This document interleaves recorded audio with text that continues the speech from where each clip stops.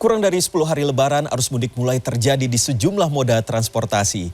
Dan Selasa pagi di Stasiun Senen Jakarta, calon pemudik mulai memenuhi stasiun ini. Sementara di Jalan Arteri Kalimalang Kota Bekasi pada Senin malam, sejumlah pemudik dengan kendaraan pribadi mulai terlihat. Calon pemudik terus berdatangan memadati stasiun kereta api Pasar Senen Selasa siang. Sejumlah penumpang mengaku sengaja memilih kereta api untuk menghindari kepadatan arus lalu lintas.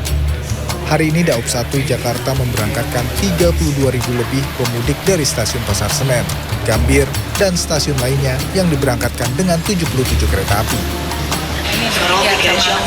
Sama anak aja, kemana? Kebumen. Bisa sama ini. Anak-anak kereta, anak-anak nggak pernah mabuk, terus kayak waktunya tuh tepat aja dan jalurnya satu. Kalau naik bis kan suka macet. Mudik di sana ke orang tua ya? Aktivitas mudik juga sudah mulai terlihat di Jalan Arteri Kalimalang Kota Bekasi Jawa Barat pada Senin malam. Seperti di persimpangan BCP Jalan Kiai Haji Nur Ali atau Jalan Arteri Kalimalang, para pemudik sepeda motor maupun mobil pribadi mulai terlihat. Sebagian pemudik yang berasal dari Jakarta memilih mudik lebih awal karena ingin menghindari kemacetan. Tim Liputan CNN Indonesia.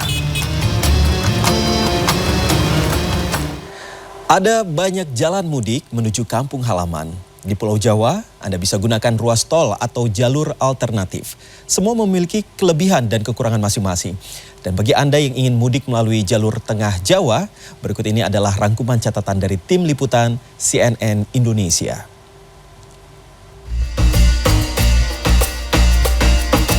Mudik Lebaran tahun 2024 tinggal menghitung hari. Menurut Kakor Lantas Polri, animo pemudik diperkirakan naik 6% yang pastinya akan berdampak pada kepadatan lalu lintas. Dalam jelajah mudik kali ini, kami mencoba menyusuri jalur tengah Jawa dari Jakarta menuju Semarang. Jalur ini bisa jadi alternatif Anda karena memberi pengalaman perjalanan yang berbeda. Tim Liputan CNN Indonesia berangkat dari Jakarta dan singgah di Cirebon, Purwokerto, Wonosobo, dan berakhir di Kabupaten Semarang.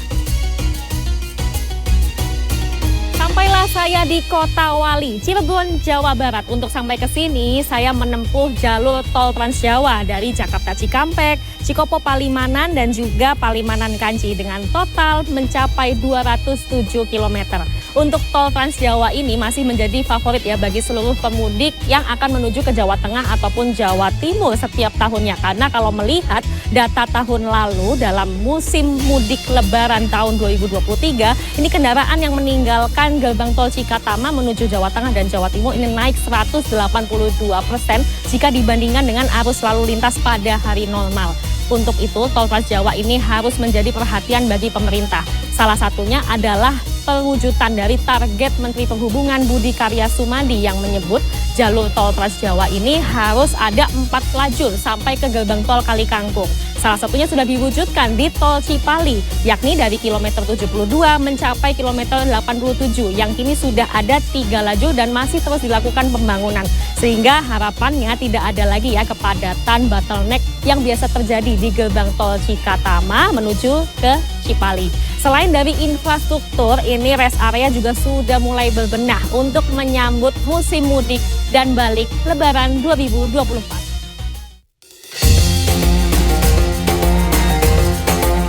Pengalaman berbeda ini saya rasakan saat perjalanan dari Cirebon menuju ke Purwokerto karena saya melalui 2 jenis jalan, yaitu jalan tol dan non-tol. Untuk jalan tolnya saya melalui tol Palimanan Kanci dan exit di kilometer 248 atau exit Pejagan.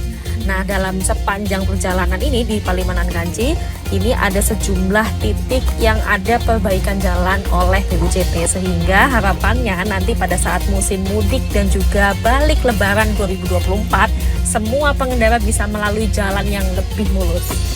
Nah, selanjutnya ini saya melalui jalan non-tol dan pemandangannya sangat luar biasa ya. Kita disajikan di kiri kanan ini ada sawah, ada sungai, kemudian ada gunung dan juga rumah penduduk. Tapi tentu saja medannya jauh lebih menantang karena jalannya berkelok, kemudian naik turun bukit dan ada sejumlah jalan yang sayangnya banyak lubang dan juga bergelombang. Kemudian sepanjang jalan ini didominasi oleh kendaraan-kendaraan besar seperti truk dan juga bus. Kemudian sepanjang jalan ini dominasinya juga kebanyakan hanya satu lajur saja sehingga kita mobil pribadi ini agak sulit ya untuk mendahului.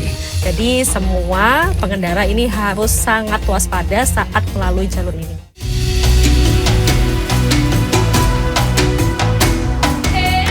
Perjalanan mudik tentu menjadi momen yang menyenangkan karena selain akan jumpa dengan keluarga yang menanti kita, tentunya kita juga bisa refreshing sepanjang jalan karena banyaknya beberapa tempat wisata yang pastinya aman untuk Anda yang membawa keluarga seperti membawa anak-anak ataupun lansia.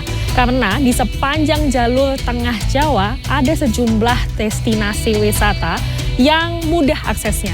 Selain dia tepatnya di pinggir jalan, kemudian kontur tanahnya memang naik turun tapi masih aman untuk ditempuh oleh orang awam. Sehingga pastinya kita bisa tetap menikmati alam.